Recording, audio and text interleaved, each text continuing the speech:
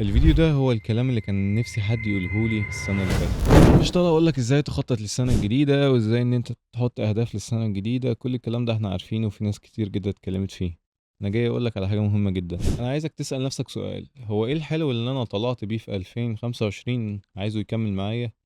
وايه الوحش اللي انا فضلت مكمل بيه 2025 وعايز اتخلص منه في السنة الجديدة؟ وركز على الوحش والعادة اللي انت مش طايقها ومش حابب تكمل معاك السنة الجديدة، وهي دي اللي معطلاك عن حاجات كتير جدا في حياتك. فأهم حاجة تعملها دلوقتي إن أنت تكتب إيه هي الحاجة اللي أنت فعلا مش عايز تكمل بيها حياتك، وهي دي لازم أولى إنها تتغير، عشان هي دي اللي هتغير حياتك بالفعل. ولو أنت من الناس اللي مأجلة كل حاجة ليوم واحد في السنة الجديدة، أحب أقول لك إن أنت حرفيا عملت كده السنة اللي فاتت، وفضلت تأجل في الحاجة دي أسبوع ورا أسبوع ورا أسبوع لحد ما إحنا داخلين على سنة جديدة.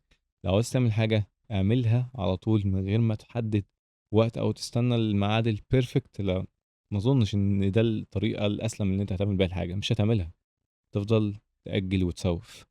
فما تستناش الوقت المناسب، ابدأ في أي حاجة أنت عايز تبدأها النهاردة بكرة. ما تستناش وقت معين، عشان ده اللي أنت عملته السنة اللي فاتت وضيع منك وقت كتير. وبس كده، شكرا.